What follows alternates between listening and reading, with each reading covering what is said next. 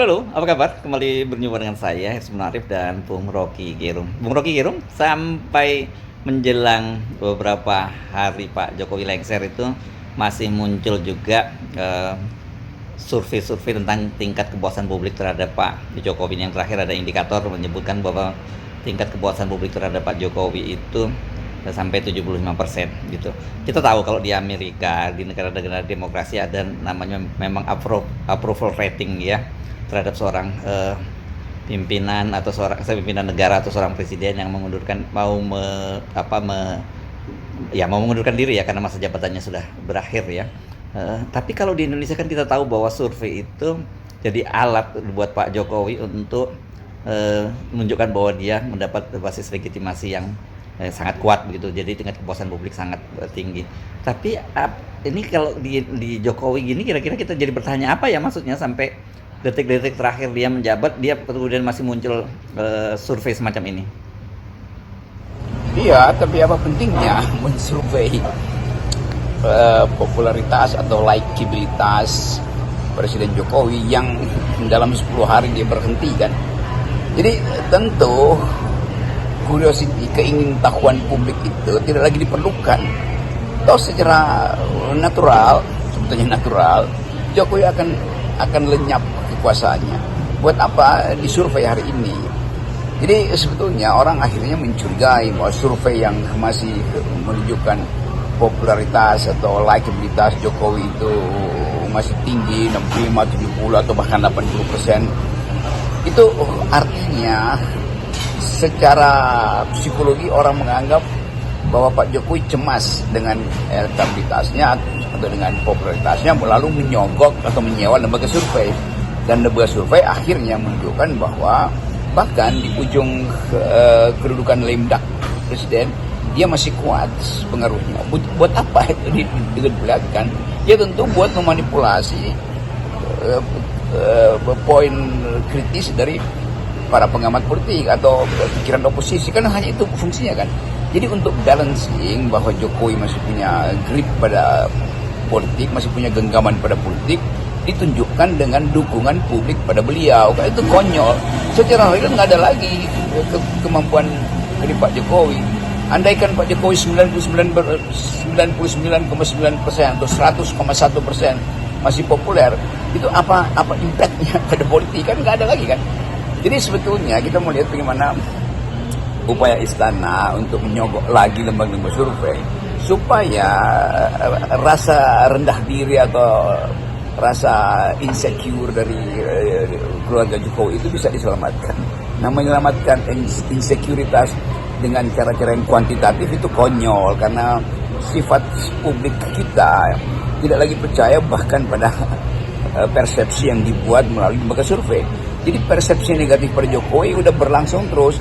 Kalau Jokowi masih dipercaya, nggak ada netizen di seluruh Indonesia itu terus-menerus menghajar atau menistakan keluarga ini dengan konsep-konsep yang fufu-fafa macam-macam itu Mulyono. Jadi kita mesti tahu juga bahwa permainan isu itu betul-betul canggih, tetapi sebetulnya itu juga menunjukkan kemelaratan isu yang sedang dihadapi oleh Pak Jokowi. Bukankah hari-hari ini ya, Bung Rocky, yang lebih penting diketahui publik itu bagaimana penerimaan publik terhadap keluarga Pak Jokowi yang ini kan bentar lagi kalau serah terima berarti ada kelanjutan dinasti Pak Jokowi, dalam hal ini Gibran Rakabuming. Tapi kita tahu ya dalam situasi semacam ini penolakan publik terhadap Gibran yang diduga sebagai fufu-fafa itu kan sangat masif gitu. Publik justru malah lebih ingin tahu sebenarnya seperti apa sih kondisi psikologinya Pak Jokowi, seperti apa sih kondisi psikologinya Ibu Iriana misalnya, dan seperti apa Gibran, Kaisang dan seterusnya lah, kira-kira seperti itu ya. Itu justru malah mungkin yang akan ditunggu oleh publik. Tapi kalau di soal tingkat kepuasan apa urusannya lagi gitu, nggak ada kait-mengaitnya dengan publik gitu. Kan sebetulnya yang mesti disurvei, bahkan survei kualitatif adalah mencoba mengulas kondisi psikologi dari keluarga Jokowi. Kan itu lebih konkret sebetulnya untuk diketahui oleh publik. Kan publik menduga bahwa makan malam Pak Jokowi pasti terganggu oleh isu anak-anaknya tuh. buat tidur Pak Jokowi itu pasti mungkin dibantu oleh obat tidur atau apa namanya itu melatonin untuk mempercepat proses tidur. Tetapi begitu bangun pagi, algoritma HP Jokowi sekeluarga itu langsung terarah pada berita tentang dinasti, tentang Gibran, tentang Kaisang tuh. Kenapa Kaisang tidak hadir di pelantikan anggota DPR? Mengapa isu-isu yang menyangkut istana itu seolah tidak bisa dihentikan? Isu negatif maksudnya. Jadi semua handphone 200 juta itu ya karena dianggap bahwa setiap orang Indonesia, jumlah handphone di Indonesia lebih banyak dari penduduknya. Jadi bayangkan misalnya impact dari media massa itu seolah-olah tidak menjadi faktor dalam pemaparan lembaga-lembaga survei ini kan. Jadi harus diputuskan juga ini lembaga survei mensurvei apa. Survei yang dipesan tentu saja hendak mengembalikan kondisi psikologi Pak Jokowi, tetapi setiap pagi berarti mesti ada survei untuk melihat konsistensi pikiran publik atau persepsi publik terhadap kasus yang melibatkan calon wakil presiden yang dianggap berbohong, punya moral yang buruk, tidak mampu untuk konsisten di dalam kebijakan. Jadi kelihatannya temuan-temuan yang dibuat oleh lembaga survei itu hanya dimaksudkan untuk membasuh egonya Pak Jokowi, supaya Jokowi tetap bisa tampil tanpa rasa malu, tampil seolah-olah masih kuat genggamannya pada politik, seolah-olah di belakangnya ada ratusan rakyat yang siap mati buat Jokowi itu. Jadi hal-hal semacam ini kan mestinya diuji di dalam laboratorium psikososial, di dalam laboratorium yang menunjukkan hubungan antara isu sosial yang negatif pada presiden dan kemungkinan tekanan psikologi pada beliau atau pada keluarga beliau. Kan itu yang disebut sebagai riset. Jadi bukan riset yang sekedar diarahkan untuk mengetahui berapa likability Pak Jokowi itu. Kan itu juga riset yang tidak kontekstual atau bahkan ahistoris. Ya itu gampangnya ahistoris. Jadi bagaimana kita menafsirkan ini publikasi lembaga survei ini, dan kita bisa menduga ya bahwa mungkin setelahnya akan muncul survei-survei lain, karena kita tahu bahwa selama ini kan kekuatan Pak Jokowi itu memang sangat mengandalkan survei. Ini jadi salah satu pilar penopang kekuasaannya Pak Jokowi lah, kita sebutnya seperti itu. Ya tepat istilah itu, menegakkan benang basah. Jadi kalau misalnya siapa yang indikator, ya kita nggak tahu apa metode indikator, tapi mungkin orang menganggap indikator itu yang disurvei itu hasil indikator, artinya ada indikasi main kotor, kira-kira begitu. Jadi Pak Jokowi diwanti-wanti supaya hati-hati karena elektabilitas masih tinggi, itu artinya beliau masih mampu untuk main kotor. Kan hasil survei itu juga bisa dibaca sebagai tekanan pada oposisi bahwa tunggu ya, menurut indikator Jokowi masih kuat banget loh, jadi kalian gak usah macam-macam deh, bisa kena getahnya lagi itu, atau bisa kena impact dari kekuasaan sang Raja Jawa, kan bisa begitu bacaannya kan. Tetapi kita melihat faktanya, terutama di anak-anak muda, di netizen yang berhak untuk menagih masa depan yang terlantar, yang atau dilantarkan oleh Pak Jokowi selama 10 tahun ini kan. Karena anak-anak muda ini yang menuntut kompetisi politik yang sehat dan melihat bahwa Gibran itu diajukan sebagai kompetitor dengan anak-anak muda seumur mereka untuk bersaing di 2009, tetapi Gibran diajukan dengan motif yang tidak adil, dengan motif yang curang kan. Persepsi itu kan tidak mungkin dijadikan sebagai alasan untuk membatalkan survei yang seolah-olah 80%, 65, 70, 80% Jokowi masih memegang kendali.